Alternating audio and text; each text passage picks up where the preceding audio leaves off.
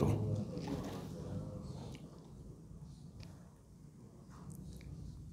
अल्हम्दुलिल्लाह वस्सलामुन अला इबादिहिल्लज़ीना इस्तफ़ा अशहदु अल्ला इलाहा इल्लल्लाहु वहदहु ला शरीका लह व अशहदु अन्ना मुहम्मदन अब्दुहु व रसूलुहु। अल्लाहुम्मा सल्लि अला मुहम्मदिन व अला आलि मुहम्मदिन व बारिक व सल्लिम।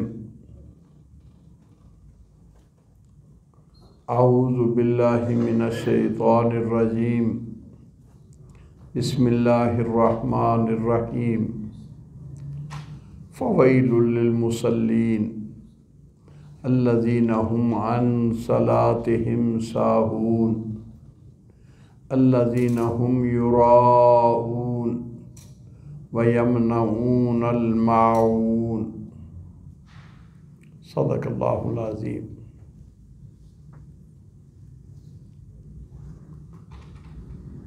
फ़वैलुल लिल मुसल्लीन, हलाकत है कुछ नमाजियों के लिए, या हलाकत है ऐसे नमाजियों के लिए अल्लज़ीना हुम अन सलातिहिम साहून, वो जो अपनी नमाज़ों के बारे में बेखबर गाफिल हैं। अल्लज़ीना हुम युराऊन, वो लोग जो दिखावा करते हैं। व यमनऊनल माऊन, और वो इस्तेमाल की चीज़ें भी एक दूसरे को नहीं देते, इस्तेमाल की चीज़ें देने से भी रोकते हैं।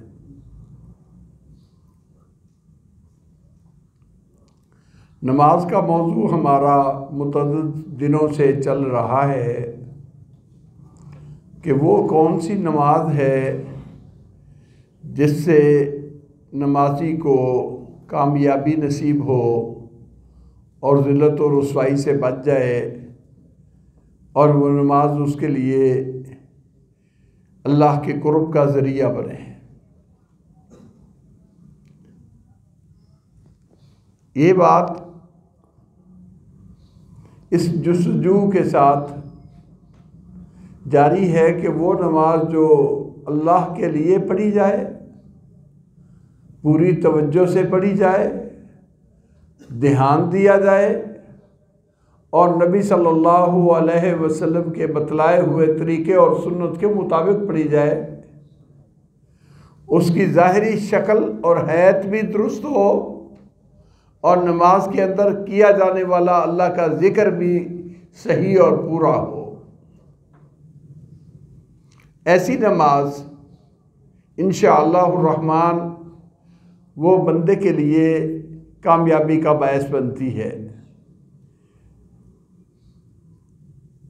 हमारी बात यहाँ तक पहुँची है कि नमाजी जब नमाज में खड़ा हो तो अल्लाह की तारीफ़ करे। उसके बाद कुरान पाक की तिलावत का जिक्र आता है कि कुरान पाक पढ़े। नबी सल्लल्लाहु अलैहि वसल्लम से पूछा गया, या रसूलल्लाह अय्यु सलाति अफ़ज़ल, बेहतरीन नमाज कौन सी है? अच्छी और अफजल नमाज उसकी अलामत क्या है? आपने फरमाया तूलुल क़नूत, जिसके अंदर क़याम लंबा, क़िरात ज़्यादा होती है, वो नमाज अल्लाह को ज़्यादा पसंदीदा है, ज़्यादा अफजल है।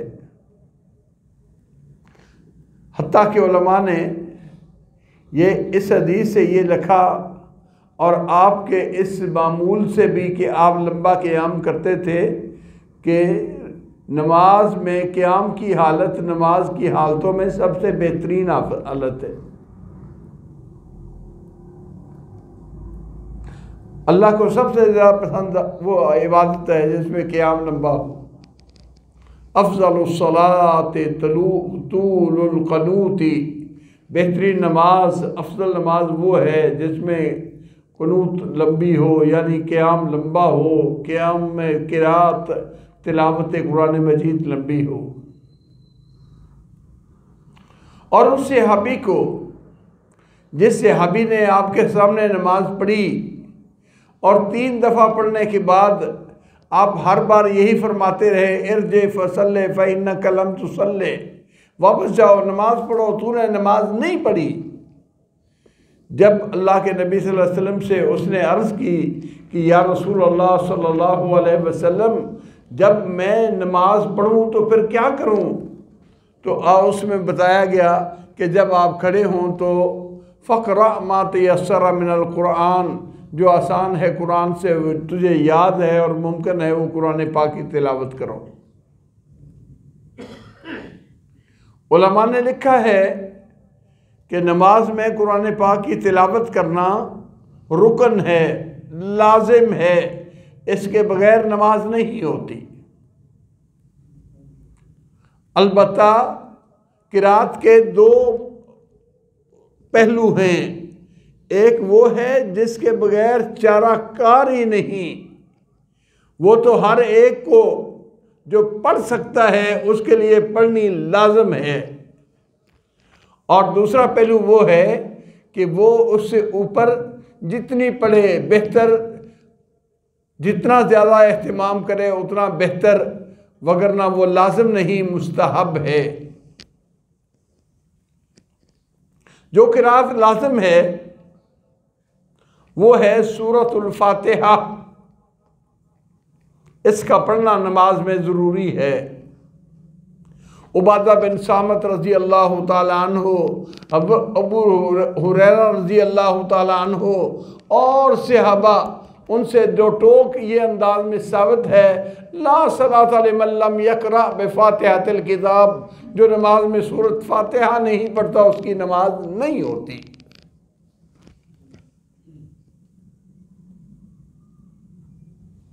हज़रत अबू हुरैरा रज़ी अल्लाह ताला अन्हु अल्लाह के नबी सल्लल्लाहु अलैहि वसल्लम का फरमान नकल करते हैं कि जौन सा आदमी नमाज पढ़े और उसमें फातिहा ना पढ़े, फ़हिया खिदाजुन खिदाजुन खिदाजुन गैरु तमामिन, जो आदमी नमाज पढ़ता है और नमाज में फातिहा नहीं पढ़ता उसकी नमाज हदूरी है, हदूरी है, हदूरी है, नाकिस है, पूरी और मुकम्मल नहीं है। 3 दफ़ा आपने फरमाया खिदाजुन खिदाजुन खिदाजुन। और बाज़ रिवायतों में यह है कि आपने इस मसले की मुनादी करवाई, ऐलान करवाया मदीने में कि मदीने के गलियों में ऐलान कर दो कि फातिहा के बगैर नमाज नहीं होती। यह वो हिस्सा है, अगर कोई आदमी इसको तिलावत जानबूझ के छोड़ देता है तो उसकी नमाज नहीं होती। हाँ, एक आदमी अभी मुसलमान हुआ है और उसको फातिहा याद नहीं,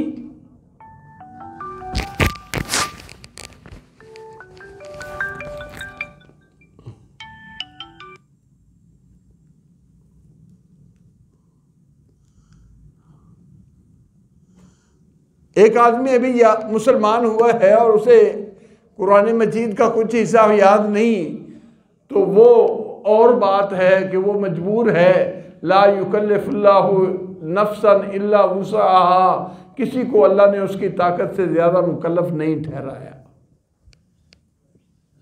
लेकिन याद रखो नमाज की अहमियत कितनी। अगरचे फातिहा नहीं आती, अगरचे कुरान का कोई हिस्सा उसे याद नहीं, नमाज पढ़नी फिर भी फर्ज है। नमाज छोड़ नहीं सकता इस इंतजार में कि मैं जब याद कर लूंगा फिर पढ़ूंगा। नहीं, मुसलमान है, एक लम्हे में मुसलमान हुआ तो दूसरे लम्हे में उसके ऊपर नमाज फर्ज हो गई।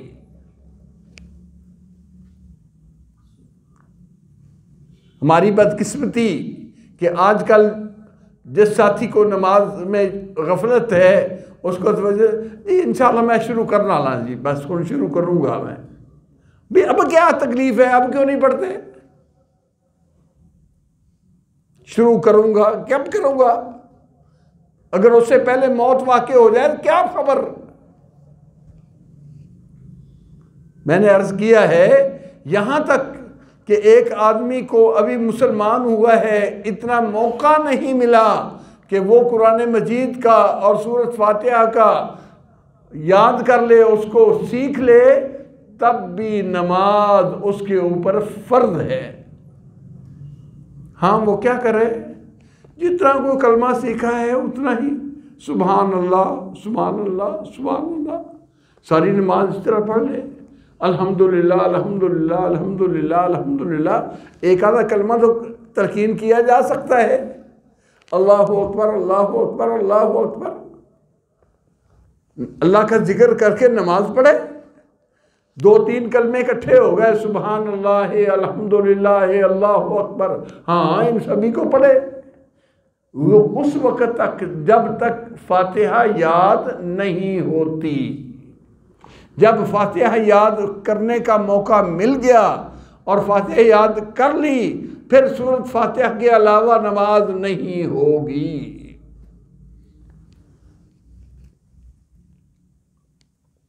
खिदाज जो आपने फरमाया, अबू हुरैरा रज़ी अल्लाह ताला अन्हु ने नकल किया, खिदाज का माना क्या है? ऐसा बच्चा, किसी हामला का ऐसा बच्चा जो मुकम्मल होने से पहले ज़ाया हो जाए, हमल ज़ाया हो जाए, हमल ज़ाया हो जाए, हमल गिर जाए, मुकम्मल हुए बगैर गिर जाए, उसको कहते हैं खिदाज। खाता जाती ना का तू, ऊँटनी ने अपने हमल को गिरा दिया, उसको कहा जाता है कि ये खाता जाती ना का तू, ऊँटनी ने हमल गिरा दिया है। जो नमाज इस तरह हो, आप जरा तसव्वुर करें उसका क्या ईसा होगा आपके लिए, बंदगी में कितनी वो काबिल एतबार होगी। लेकिन कुरान मजीद पढ़ने से पहले जब अल्लाह की हम्दो सना पढ़ ली, तो कुरान पाक की तिलावत का अदब यह है कि मेरे भाइयों, इज़ा क़रअतल कुरआन फस्तइज़ बिल्लाह मिनश्शैतानिर रजीम। जब आप कुरान पाक की तिलावत करने लगे हैं तो शैतान मरदूद के बारे में अल्लाह रब्बुल इज़्ज़त की हिफाजत का सवाल कर लो, अल्लाह की पनाह मांग लो कि अल्लाह मुझे अपनी पनाह में ले ले उस जालिम दुश्मन से जो मेरे पीछे लगा हुआ है कि मेरी नमाज ख़राब ना करे, मेरी तिलावत में दखल अंदाज ना हो।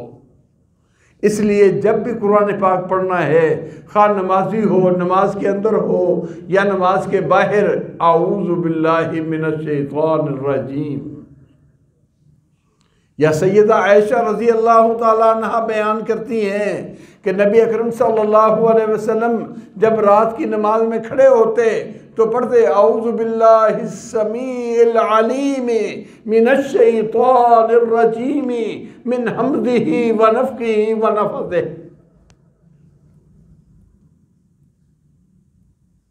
आऊज़ु बिल्लाहिस समीइल अलीम, मैं अल्लाह की पनाह हासिल करता हूँ जो अल्लाह सुनने वाला जानने वाला है, मिनश्शैतानिर रजीम, शैतान मरदूद की शर से, शैतान मरदूद से, मिन हमज़िही, उसके वसवसे डालने से, व नफ़्ख़िही, और उसके तकब्बुर में मुब्तला करने से, व नफ़्ख़िही, और उसके जादू टोने से, उसकी शर से, उसके हसद से अल्लाह मुझे महफूज कर ले। ये नमाज हो या नमाज के अलावा ये तअव्वुज़ पढ़ के, ये आऊज़ पढ़ के वो मोहब्बत से सूरत फातिहा पढ़े। सबसे पहले सूरत फातिहा पढ़े। सूरत फातिहा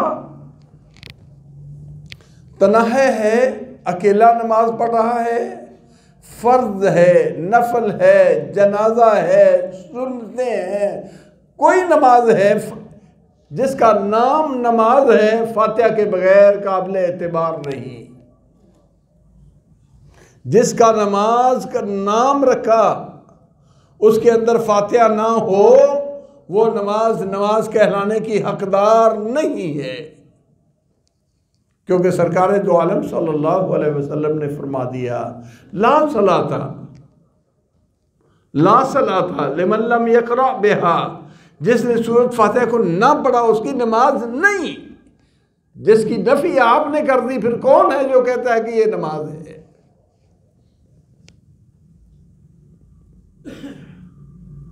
ज्यादा से ज्यादा इख्तिलाफी सूरत आ गई कि बसा औकात हम इमाम के पीछे होते हैं और इमाम साहब क़िरात करते हैं, और जब इमाम साहब क़िरात करें तो फिर हमें सुनना चाहिए, कुरान पढ़ना नहीं चाहिए।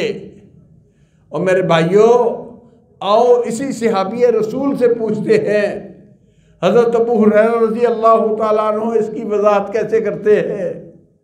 उनके शागिर्द हैं अबू साइब।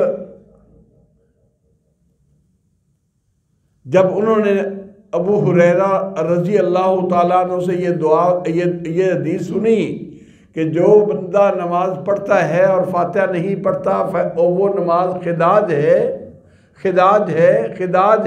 गैर तमामिन है, नाकिस है, बल्कि निकम्मी है।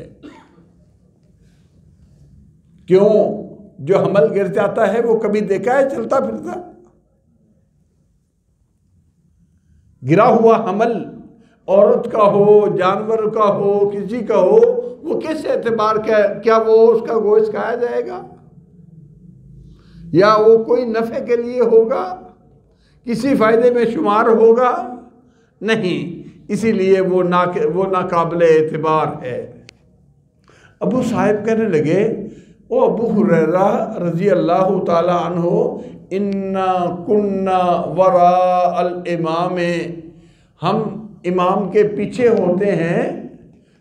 तो फिर फरमाया, इकरा बिहा फी नफ्सिका या फारसी, उसके ये हाथ पर, बाजू पर चौका लगा के कहा कि ए नौजवान, ए फारसी और नस्ल नौजवान, इसको पढ़ो, अपने जी में पढ़ो, क्योंकि मैंने नबी सल्लल्लाहु अलैहि वसल्लम को कहते हुए सुना, कसमतु सलात बैनी व बैना अब्दी निस्फैनी।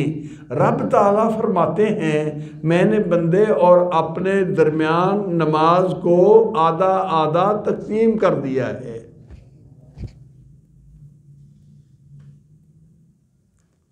आधा आधा तकसीम कर दिया है नमाज को। इज़ा क़ाल अल अब्दु अल्हम्दुलिल्लाहि रब्बिल आलमीन क़ाल अल्लाहु हमिदनी अब्दी। इज़ा क़ाल अल अब्दु अर्रहमानिर रहीम क़ाल अल्लाहु सुब्हानहु अस्ना अलैया अब्दी। इज़ा क़ाल अल अब्दु मालिकी यौमिद्दीन क़ाल अल्लाहु सुब्हानहु मज्जदनी अब्दी। इज़ा क़ाल अल अब्दु इय्याका नअबुदु व इय्याका नस्तईन क़ाल अल्लाहु हाज़ा लिअब्दी व लिअब्दी मा सअला। इज़ा क़ाल इहदिना सिरातल मुस्तक़ीम सिरातल लज़ीना अनअमता अलैहिम गैरिल मग़ज़ूबि अलैहिम वलद्दाल्लीन क़ाल अल्लाहु तआला हाज़ा लिअब्दी व लिअब्दी मा सअला। जब बंदा कहता है, अबू हुरैरा कह रहे हैं, अब इमाम के पीछे भी अपने दिल में पढ़ो, क्योंकि मैंने नबी सल्लल्लाहु अलैहि वसल्लम को सुना है, आपने फरमाया है, जब बंदा खड़े होके पढ़ता है ना, अल्हम्दुलिल्लाहि रब्बिल आलमीन, अल्लाह फरमाते हैं हमिदनी अब्दी, मेरे बंदे ने मेरी तारीफ की है, मेरी हमद बोले हैं, हमद बयान की है। जब बंदा पढ़ता है अर्रहमानिर्रहीम। अल्लाह ताला फरमाते हैं असना अलैया अब्दी, मेरे बंदे ने मेरी सना की है, मेरी तारीफ की है। जब बंदा कहता है मालिकी यौमिद्दीन, अल्लाह फरमाते हैं मज्जदनी अब्दी, मेरे बंदे ने मैनू बड़ा मान लिया है, मेरी बुजुर्गी का इकरार कर लिया है। जब बंदा कहता है इय्याका नअबुदु व इय्याका नस्तईन, अल्लाह मैं सिर्फ तेरी ही बंदगी करता हूँ और तुझ ही से मदद मांगता हूँ। अल्लाह फरमाते हैं हाज़ा ले अब्दी, मैंने अपने बंदे को इसीलिए तो पैदा किया था कि ये मेरी बंदगी करे और मुझसे मदद मांगे। वाले अब्दी मा साला, जब बंदे ने ये एतराफ़ कर लिया है अब मेरा बंदा मांगता जाए, जो मांगे मैं दे दूँगा। वाले अब्दी मा साला, मेरे बंदे के लिए है जो मुझसे मांग ले। इसके बाद दुआ शुरू होगी इहदिना सिरातल मुस्तकीम, अल्लाह मुझे सीधा रास्ता दिखा दे। सिरातल लज़ीना अनअमता अलैहिम, उन लोगों का रास्ता जिन पर तूने इनाम किया। गैरिल मग़ज़ूबि अलैहिम वलद्दालीन, अल्लाह उनका रास्ता नहीं जो जिन पर तेरा गज़ब हुआ है या वो राह रास्त से भटक गए हैं, उनके रास्ते पे ना चलाना। अल्लाह फरमाते हैं हाज़ा ले अब्दी, मेरे बंदे तूने मुझसे हिदायत मांगी, मैंने तुझे दे दी। वाले अब्दी मा साला, अब मांगता जा, जो जो मांगता जाएगा मैं देता चला जाऊंगा। ये है फातिहा, ये है फातिहा। और पूछा है रावी हदीस से कि हजरत हम इमाम के पीछे होते हैं फिर क्या करें? इन्ना कुन्ना नकूनो वरा अल इमाम, हम इमाम के पीछे होते हैं। इकरा बिहाफी नफ्सिक, इमाम के पीछे हो तो तब भी अपने जी में पढ़ो। ये अबू हुरैरा रज़ी अल्लाह ताला अन्हु बयान कर रहे हैं, क्योंकि अल्लाह के नबी ने इस फातिहा को तो ये कहा है कि बंदे और रब के दरमियान हम कलाम होने का जरिया ही सूरत फातिहा है। सूरत फातिहा ही ऐसी चीज़ है जिसके ज़रिए से बंदा ज़मीन पे खड़े होकर अपने रब से बातें करता है और रब बंदे की एक एक बात का जवाब देता है, एक एक बात के कलाम का जवाब मिलता है। अल्हम्दुलिल्लाह।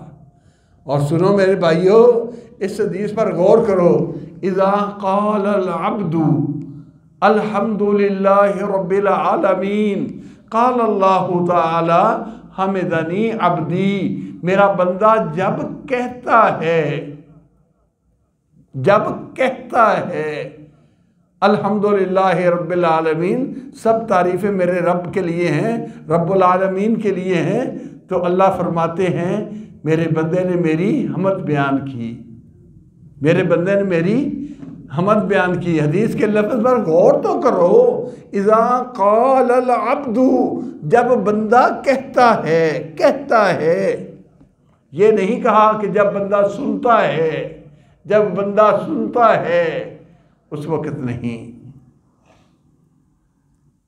कहना, जुबान से इकरार करना अल्लाह की तारीफ का, इस पर है अल्लाह की तरफ से जवाब मिलना।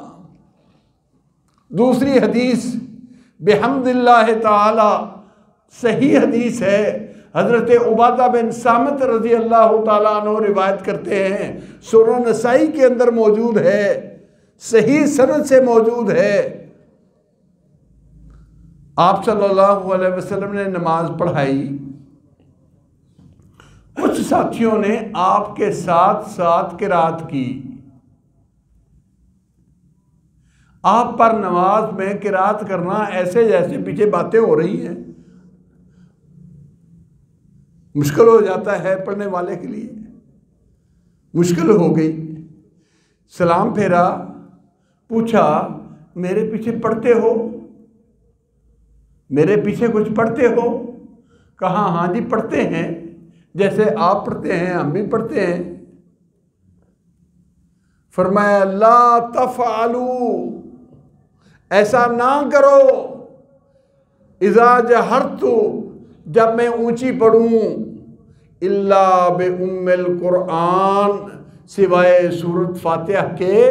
मैं कुरान पढ़ भी रहा हूं तो मेरे पीछे सूरत फातिहा पढ़ो। रिवायत के रावी हजरत उबादा बिन सामत, हदीस की किताब सुनन नसाई और सनद 100% सही। अबू हुरैरा भी यही बता रहे हैं कि इमाम के पीछे भी हों तो तब भी पढ़ो, और नबी सल्लल्लाहु अलैहि वसल्लम की हदीस भी बता रही है कि इमाम के पीछे है तो सूरत फातिहा पढ़नी है। हत्ता के इमाम के पीछे जहरी नमाज के अंदर हो, जहरी नमाज के अंदर जब इमाम ऊंची किरात कर रहा हो, ला यकरा अन्ना अहदुकुम बिशैइन इज़ा जहरतु इल्ला बि उम्मिल कुरान, जब मैं जहर करूं तो मेरे पीछे और कुछ ना पढ़ो सिवाय सूरत फातिहा के। अब इसके बाद, इन दो हदीसों के बाद, ये मसला को मुतनाज़े बयान करना ये अक्लमंदी नहीं है। कई लोग, आजकल क्लिप चल रहा है फेसबुक पर डॉक्टर इसरार अहमद का रहमतुल्लाह अलैह, जुबान आवर बंदा अपनी बात तो बड़े मौसर तरीके से पेश कर सकता है। यह मसला उठाया कि इमाम के पीछे फातिहा पढ़नी है, ये नहीं कहा जी। कुछ तो ऐसे हैं इमाम शफी हैं जो इंतहा, इस इंतहा पर पहुंच गए कि इमाम के पीछे भी पढ़ना है, और इमाम अबू हनीफा के मानने वाले दूसरी इंतहा पर पहुंच गए कि इमाम के पीछे कुछ नहीं पढ़ना। इमाम मालिक ने दरमियानी राय इख्तियार की कि जब इमाम ऊंची पढ़े तो तुम ना पढ़ो, जब इमाम चुप करके नमाज आहिस्ता पढ़े तो फिर पढ़ लो। लो जी, ये है बात जो मज़े की बात है। और मेरे भाइयों, ये हदीसें किधर गई? इन हदीसों की मौजूदगी में अपने ज़हनी घोड़े दौड़ाने का हक ही क्या था? इन हदीसों की मौजूदगी में खुद इस तरह की सोचनी कि ये इस इंतहा पर पड़ा है, ये इस इंतहा पर पड़ा है, तो मैं दरमियाना रास्ता इख्तियार कर लेता हूँ, यूं कर लेता हूँ। और अल्लाह के नबी की अहदीस के बाद फिर ये किस तरह ये जायज़ हो गया कि कोई आदमी ये सोचे कि ये इंतहा थी? अल्लाह की कसम, अगर ये हदीसें ना होती तो इंतहा नहीं थी। बाकी रह गया लॉजिक। कुरान पाक ने तो खुद हुक्म दिया है, इज़ा कुरिअल कुरानु फस्तमिऊ लहू व अंसितू लअल्लकुम तुरहमून।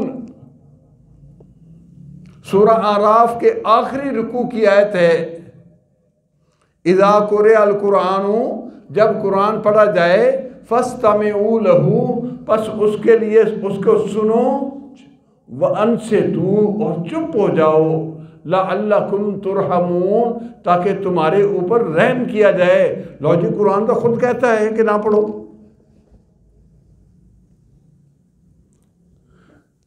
आप भी घरों में जाके भी और अभी भी उठा के देख लें कि ये कुरान पाक की सूरा आराफ सूरत मक्की है या मदनी? मक्की सूरत है, आपकी हिजरत से पहले नाज़िल हो चुकी है। और अबू हुरैरा भी सन 7 हिजरी में नबी सल्लल्लाहु अलैहि वसल्लम के पास आए हैं, और उबादा बिन साबित भी अंसारी सहाबी हैं, मक्की सहाबी नहीं। इस कुरान की आयत के होते हुए नबी सल्लल्लाहु अलैहि वसल्लम फातिहा पढ़ने का हुक्म देते हैं। जिस पर कुरान नाज़िल हुआ था उसको पता नहीं कि ये आयत का मतलब क्या है। हरगिज़ इसका ये मतलब नहीं। असल में इसका मतलब क्या है? मौलाना अब्दुल माजिद साहब दरियाबादी रहमतुल्लाह अलैह ने अपनी तफसीर में, हालांकि वो हनफी हैं, उन्होंने लिखा है कि असल में ये आयत काफरों के लिए नाज़िल हुई जिन्होंने कहा था ला तस्माऊ लिहाज़ल कुरान, इस कुरान को ना सुनो। अल्लाह ने फरमाया सुनो, सुनने से रहमत मिल जाएगी। काफिरों ने कहा था इस कुरान को ना सुनो, ला तस्मऊ लिहाज़ल कुरान वल्गौ फीही लअल्लकुम तगलिबून। जब कुरान पढ़ा जाए शोर मचाओ, शोर करो ताकि तुम गालिब आ जाओ। मोहम्मद करीम सल्लल्लाहु अलैहि वसल्लम के मुकाबले में तुम गालिब आ जाओ। ना मोहम्मद की सल्लल्लाहु अलैहि वसल्लम की ज़ुबान अतर से कोई कुरान सुने और ना उसके ऊपर असर हो। ये प्लान की काफिरों ने। अल्लाह ने फरमाया इज़ा कुरे अल कुरानु फस्तमिऊ लहू वअनसितू लअल्लकुम तुरहमून। और ज़ालिमों, ऐसी प्लान करने वाले, खुदा से डरो, जब कुरान पढ़ा जाए तो सुनो कान लगा के, चुप हो जाओ ताकि शायद तुम्हें भी अल्लाह की रहमत से कुछ हिस्सा मिल जाए। ये है कुरान पाक की आयत का माना। जबकि जिस पैगंबर पर ये आयत नाज़िल हुई उसी पैगंबर ने आयत के नाज़िल होने के बाद ये ऐलान फरमाया ला सलाता लिमन लम यक़रा बिफ़ातिहातिल किताब। और उस पैगंबर के पास हिजरत कर जाने के बाद मदीना मुनव्वरा में 7 साल गुजर जाने के बाद अबू हुरैरा नबी अकरम सल्लल्लाहु अलैहि वसल्लम की खिदमत में आते हैं, मुसलमान होते हैं। वो नकल करते हैं कि नबी सल्लल्लाहु अलैहि वसल्लम ने फरमाया जो इसको नहीं पढ़ता उसकी नमाज नाकिस है। उबादा बिन सामत ये अंसारी सहाबी हैं, मक्की नहीं, मदीने के रहशी हैं। और वो बयान करते हैं कि नबी सल्लल्लाहु अलैहि वसल्लम ने फरमाया मैं जब ऊंची भी पढ़ूं तो मेरे पीछे सूरत फातिहा ज़रूर पढ़ो।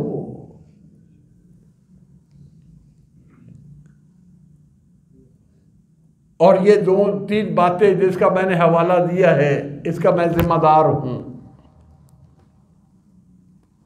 जिसकी सनद के बारे में मैंने गारंटी से कहा है कि सुनन नसाई की ये सनद सही है, जिसमें अल्लाह के नबी सल्लल्लाहु अलैहि वसल्लम ने यह फरमाया कि जब मैं जहर नमाज पढ़ूं तो मेरे पीछे फातिहा के अलावा कोई और किरात ना करो। ये मौजूद है और मैं इसका जिम्मेदार हूं। मेरे भाइयों, इन दोनों हदीसों की रोशनी में मसले की कोई कसर बाकी नहीं रह जाती, कोई वजह बाकी नहीं रह जाती कि नमाजों में सूरत फातिहा की तिलावत ना की जाए, खा जाही हो खा सिर्री हो। और भी एक मसला हल हो गया, वही जिस क्लिप का मैं आपको हवाला दे रहा हूं। लो जी, सऊदी अरब वालों ने एक और मसला निकाला है और उन्होंने भी दरमियानी राह इख्तियार की है कि इमाम जब पढ़े तो उसके बाद वलद्दालीन आमीन कह के चुप रह जाए, 1 मिनट के लिए इमाम चुप रह जाए ताकि मुक्तदी पीछे पीछे फातिहा पढ़ लें। ये भी डॉक्टर इसरार साहब ने अपने क्लिप में बयान किया है कि अगर ऐसा हो कि कुरान ना पढ़ा जाए, इमाम चुप करके खड़ा है, तो फिर पीछे जारी नमाजों में भी आहिस्ता आहिस्ता जल्दी सूरत फातिहा पढ़ लो। ये तकल्लुफ करने की भी कतअन ज़रूरत नहीं है। इमाम के साथ साथ पढ़े, इमाम के पहले पढ़ ले बाद में पढ़ ले, इमाम के साथ पढ़े, हर तरह जायज़ है। क्योंकि सरकार दो आलम ने फरमा दिया जब मैं ऊंची पढ़ूं तो फातिहा मेरे पीछे पढ़ लो और कुछ ना पढ़ो, तो फातिहा पढ़ लो जैसे पढ़ी जाती है, जैसे पढ़ी जाती है पढ़ लो। इमाम मसरूक रजी अल्लाह रहमहुल्लाह ये हज़रत आयशा के शागिर्द हैं और बहुत बड़े मुहद्दिस हैं। फरमाते हैं कि ये जैसे पढ़ी जाए नमाज में, ये फातिहा पढ़ो, इमाम के बराबर बराबर पढ़ो या इमाम के वक्फों में पढ़ो या आखिर पर पढ़ो, इमाम के साथ पढ़ो, जैसे पढ़ी जाए इसको पढ़ना है। हज़रत आयशा रज़ी अल्लाह ताला अन्हा के शागिर्द इमाम मसरूक रहमहुल्लाह, सुनन अबी दाऊद के अंदर उनका ये कौल मौजूद कि वो कहते हैं जैसे भी हो ये सूरत फातिहा पढ़ी जाए। ना भी हो इमाम मसरूक की ये वजाहत, ना भी हो इमाम मसरूक का ये कौल, तो हमारे लिए हदीस रसूल दिल को ठंडा करने वाली मौजूद है कि जब मैं पढ़ूँ तो मेरे साथ फातिहा पढ़ लो और कुछ ना पढ़ो। अब जो आदमी आया है, इमाम किरात कर रहा है और इमाम की किरात कितनी भी आगे गुजर चुकी, फातिहा पढ़ के आगे सूरत पढ़ रहा है, आप आए, आप सिर्फ आऊज़ु बिल्लाहि मिनश शैतानिर रजीम बिस्मिल्लाहिर्रहमानिर्रहीम, आऊज़ु बिल्लाह इसलिए कि कुरान पढ़ने से पहले ये आऊज़ु बिल्लाह पढ़ना ज़रूरी है, और बिस्मिल्लाह इसलिए कि अक्सर उलमा ने ये सूरत फातिहा की एक आयत करार दी है, क्योंकि आपने फरमाया अला व इन्नी ऊतीतुल कुरआन व मिसलहु मअह, अल्लाह ने मुझे कुरान अला सब मिनल मसानी वल कुरान अज़ीम, कि अल्लाह ने मुझे 7 आयतें दी हैं जो बार बार पढ़े जाने वाली हैं। वो 7 आयतें कैसे होती हैं? एक आयत बिस्मिल्लाहिर्रहमानिर्रहीम, दूसरी अल्हम्दुलिल्लाहि रब्बिल आलमीन, तीसरी अर्रहमानिर्रहीम, चौथी मालिकी यौमिद्दीन, पांचवी इय्याका नअबुदु व इय्याका नस्तईन, छठी इहदिनस सिरातल मुस्तकीम, सातवीं सिरातल लज़ीना अनअमता अलैहिम गैरिल मग़ज़ूबि अलैहिम वलद्दालीन। तो भाई 7 आयतें कैसे बनी? बिस्मिल्लाह को शामिल करेंगे तो 7 बनी।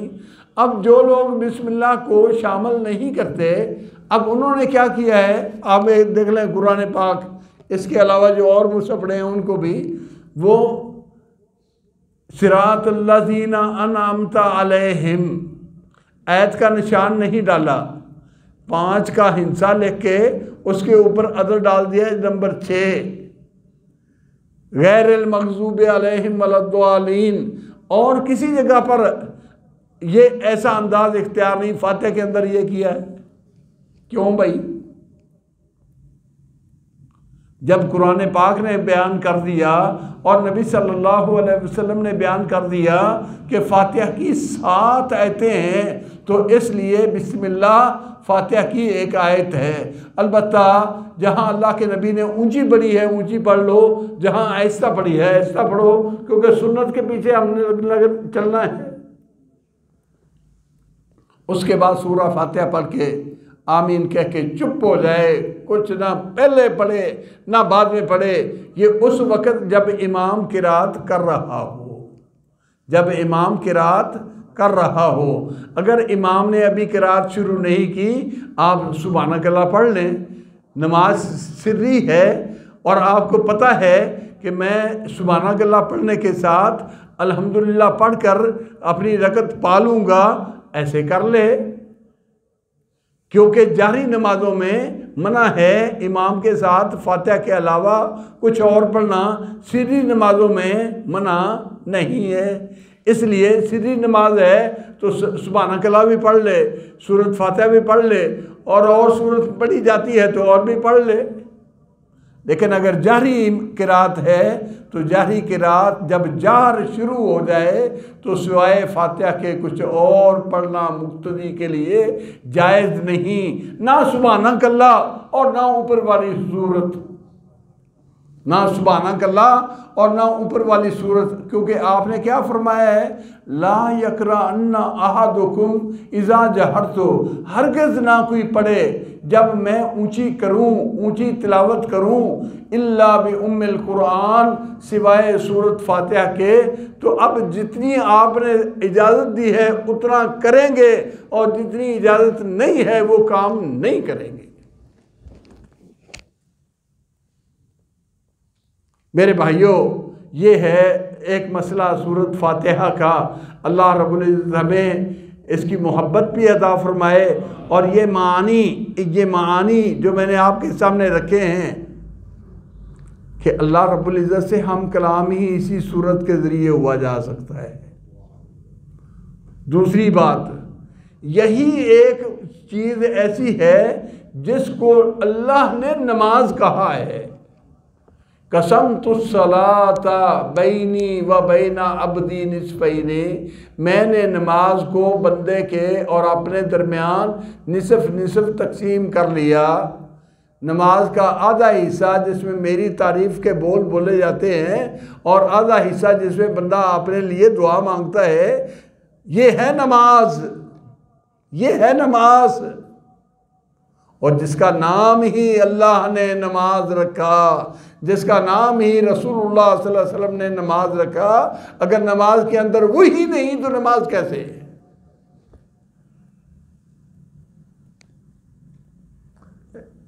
आज ही गोश्त पकाना है, सारा कुछ कर लो और गोश्त दरमियान में डालो, कहेंगे कोई कि गोश्त पकाए?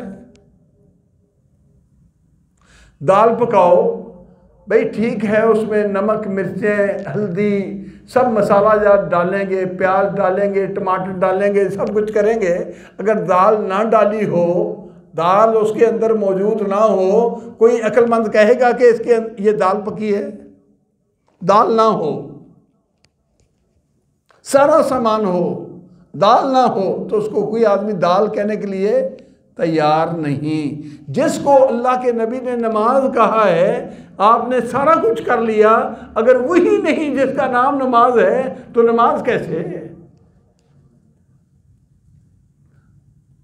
पूरे नमाज के हिस्सों में ना सजदे को, ना रुकू को, ना अत्तहियात को, ना क़ियाम को, किसी को नमाज का नाम नहीं मिला। नमाज का नाम मिला है तो सिर्फ सूरतुल फातिहा को मिला है कि अल्लाह ने फरमाया है ये नमाज है जो मेरे और बंदे के दरमियान आधी आधी तकसीम की हुई है। अगर यही ना पड़ी तो फिर इबादत कैसे है? अल्लाह रब्बुल इज़्ज़त हमें समझ अता फरमाए। व आखिर दावाना अनिल हम्दुलिल्लाहि रब्बिल आलमीन।